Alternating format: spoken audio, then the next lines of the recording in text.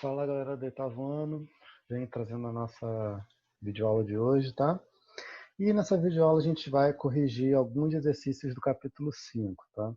Como é um capítulo muito grande, vai estar dividida essa videoaula em algumas partes. A parte um, vamos lá. Número um, da página 88. Analise essa afirmação, que a Revolução Francesa foi na prática uma revolução burguesa. Tá. Como a gente pode falar dessa. Por que a gente chama a Revolução Francesa de uma revolução burguesa? Porque foi a burguesia que liderou o processo revolucionário durante boa parte do tempo. Durante todo o tempo, né, praticamente. E era a burguesia que, influenciada pelo iluminismo, iria criticar os privilégios da nobreza, do clero, e era essa burguesia que estava enriquecendo economicamente durante a Idade Moderna, desde a época das grandes navegações até a Revolução Francesa. E com a Revolução Francesa ela vai continuar em ascensão, tá bom? Número 2. A burguesia criticava algumas estruturas políticas e econômicas do antigo regime. Cite e explique. Tá. São as críticas que o iluminismo faz. Que críticas são essas? Ao regime de governo absolutista, o poder centralizado nas mãos do rei, a a própria hierarquia social, aquela divisão em três estados: primeiro estado, o clero; segundo estado, a nobreza; terceiro estado, o resto do povo, no qual a burguesia fazia parte, mesmo a burguesia mais enriquecida. Temos também a questão da política econômica do mercantilismo, de você valorizar a extração das riquezas coloniais, mas de você colocar as relações comerciais no segundo plano, e você ter o governo interferindo na economia. Ou seja, você ter a monarquia absolutista interferindo, né, limitando os objetivos da burguesia comercial, né? Tudo mais. Número 3. Sobre os três estados, primeiro, segundo e terceiro, a função de cada um. O primeiro estado era o clero, que se dividia em alto clero e baixo clero, de origem nobre e de origem burguesa popular. Tá?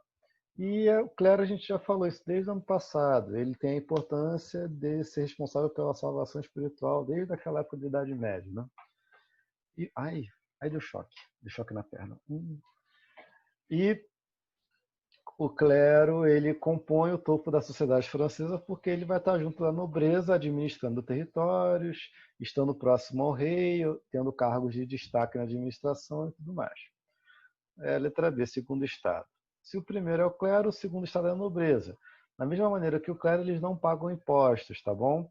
E quem faz parte da nobreza? Temos a monarquia, sua família, né, a família do rei, os aristocratas, que são os donos de terras, e a nobreza judiciária, que são os juízes que estão próximos também do rei, tá bom? Então, o primeiro e o segundo estado, primeiro pensando o alto clero, é claro, e a alta nobreza, eles fazem parte da corte real. São as pessoas que no dia a dia estão lá se relacionando socialmente próximas ao rei, tá bom? E o terceiro estado é todo o resto da sociedade francesa. E que eles não possuem direitos, possuem apenas deveres. Então eles estão fora dos direitos políticos, eles pagam a vida de luxo, os altos impostos da sociedade francesa, tá bom? E é um grupo social tão diverso que vai do burguês mais rico ao camponês mais pobre. E é claro que serão esses burgueses mais ricos que vão guiar o processo revolucionário, já que, mesmo que eles façam parte do terceiro estado, eles não se veem como iguais, apesar do que alguns revolucionários vão defender, tá bom?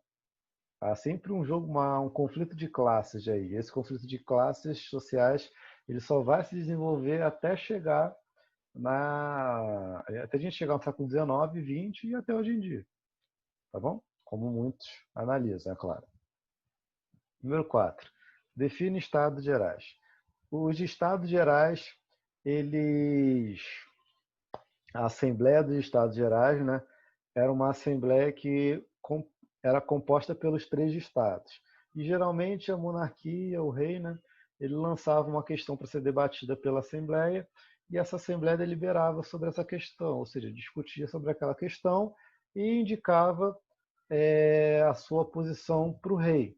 O rei era todo poderoso, ele podia aceitar a Assembleia ou não, ou ignorar o que fosse decidido na Assembleia, já que a vontade dele era que prevalecia.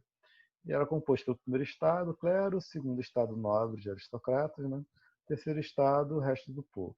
Comerciantes são os culotes, que são pessoas das camadas urbanas, né? Trabalhadores urbanos, e camponeses. Número 5. Principais fatores econômicos para que a Revolução Francesa acontecesse. Já comentei, né? Temos a ajuda da França durante a independência dos Estados Unidos, ajudando os revolucionários contra a Inglaterra, então isso gasta dinheiro. Temos a crise na produção agrícola francesa, que por causa do aumento populacional e da devastação provocada pela temperatura, pela condição climática naquele momento, que vai afetar as plantações, que vai afetar a produção agrícola. E temos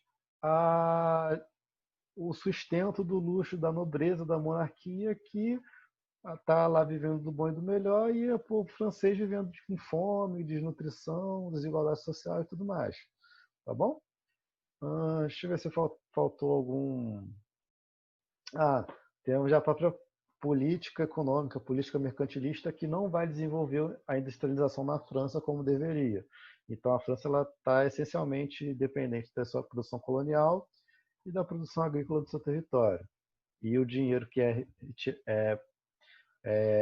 ganho com essas relações econômicas não consegue desenvolver a economia, já que quando vem a crise, a França vai sentir essa crise. O povo francês, né, claro. Número 6. Tentativa de reforma fiscal do rei Luís XVI. No que consistia a reforma fiscal? Basicamente, o que a monarquia queria? Que todos os estados pagassem impostos, ou seja, a igualdade de impostos para toda a sociedade francesa, que até então era apenas o terceiro estado que pagava. Tá bom? Só que os parlamentares reagiram a essas medidas que o rei queria implementar e por isso o rei convocou a Assembleia dos Estados Gerais para resolver essa resistência. Basicamente, ele iria fazer mesmo, só que ele só convoca os Estados Gerais para ver se ele consegue contornar a situação e não ter uma rejeição tão forte assim. E os três estados elaboraram um documento contra a política e a economia realizada pelo rei. Comente. Tá, esse documento ele é bem no início lá da convocação dos Estados Gerais e ele está lá definindo a liberdade individual, coletiva, a propriedade privada e ele vai questionar alguns privilégios e tudo mais, tá? É um documento que a gente nem comentou muito, acho que eu nem comentei para vocês na explicação porque é algo que a gente vai passar batido. Não é essencial para a gente compreender a Revolução Francesa, apesar de que aí está dizendo que é um primeiro passo para as bases, tá? Então a gente não precisa dar uma atenção especial a isso não. Tanto que o livro nem deu, já que eles mencionam isso em um parágrafo e a história morre aí. Então, desnecessário a gente ver isso agora. Talvez no ensino médio. Página 99. O rei Luís XVI, pressionado pelos burgueses e pelo povo, aceitou convocar os Estados Gerais. Descreva como eles se tornaram a Assembleia Nacional Constituinte. Qual que era o problema dessa Assembleia? Os três estados eles votariam a questão proposta pelo rei. Só que o terceiro estado contestava esse formato, dizendo que o voto era por estado, então o primeiro e o segundo estado iam se juntar e o terceiro estado ia ficar a ver navios, ia perder essa votação. Então eles pressionam para transformar essa Assembleia dos Estados Gerais em uma Assembleia Nacional Constituinte, ou seja, na criação de uma nova Constituição com novas ideias e tudo mais, tá bom? Em outras palavras, o terceiro estado ele desejava o voto por cabeça e não o voto por estado, porque assim ele teria uma chance de reverter a situação de exploração que o terceiro estado sofria, tá? Número 2. Já estamos acabando, foi rapidinho. Número 2. O que foi o episódio conhecido como Tomada da Bastilha? Quando a gente tem a formação da Assembleia Nacional, o povo ele consegue reagir a a essa exploração que os estados sofriam, tá bom? Tá, rolou um contratempo aqui e eu acabei perdendo uma partezinha da gravação, então eu vou retomar na questão 2, tá? Então, quando a gente tem a Assembleia Nacional com Constituinte, com o terceiro Estado saindo fortalecido e tudo mais, e eles percebendo que a coroa, que a monarquia absolutista não vai deixar de, não vai deixar de,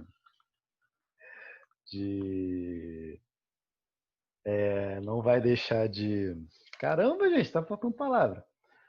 Não vai aceitar essas reivindicações e tudo mais, eles já acabam reagindo de uma forma mais agressiva, ou seja, partindo para a rua em protesto e tomando a prisão da Bastilha, que, apesar de ser uma prisão temida pelo povo e símbolo da monarquia absolutista, não era uma prisão que haviam grandes prisioneiros de assim. Era uma questão mais simbólica do que prática. Claro, eles invadiram a prisão, pegaram as armas e tudo mais, e foi um golpe importante contra a monarquia absolutista, tá bom? Tanto que essa tomada representa, é o símbolo da queda do absolutismo, já que daí para frente o absolutismo vai perdendo espaço cada vez mais durante a Revolução. 3 de última questão. Sobre os sans-culottes. Quem eram eles? Eles eram trabalhadores urbanos, povo de forma geral que vivia nas cidades. Reivindicavam participação política com direitos e deveres, como vários outros segmentos da sociedade da época, e redução dos preços de bens de consumo, redução do preço do pão, do alimento, tudo mais. Ou seja, uma pauta social que vários movimentos sociais ao longo da história já pedem. Tá bom? Então, sem nenhum mistério. Apenas o nome que é esquisitinho, mas aí vocês decorem e tá tudo certo, tá bom? Ficamos por aqui, gente. Continuamos na terça-feira que vem. Aquela revisãozinha do capítulo 1 eu já coloquei na pasta. Ela vai ficar aberta para respostas até terça-feira, até segunda-feira, 5 horas da tarde. E vocês podem resolver lá, bota seu e-mail, seu nome, responde a questão. E quando eu der segunda-feira, 5 horas e 1 minuto, eu vou encerrar a revisãozinha. Ela vai continuar lá para vocês poderem ver as questões, mas vocês não vão poder mais responder aquele arquivo, tá bom?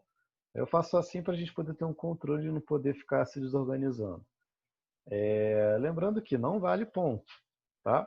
Mas quem for fazendo bonitinho, eu ver que está levando a sério, está tentando dar prosseguimento à disciplina, como a gente da escola está tentando, eu vou considerar isso na hora de lançar a média bimestral, tá bom? Então, se aquela pessoa, pô, ficou meio pontinho abaixo da média, mas eu vi que veio fazendo tudo bonitinho e tudo mais, aí eu dou mais meio pontinho de conceito ali para a pessoa ficar na média firme e forte, tá bom, gente? Qualquer dúvida sobre a matéria, sobre o trabalho, sobre a revisão, qualquer coisa, é só entrar em contato. Ficamos por aqui, tá bom, gente?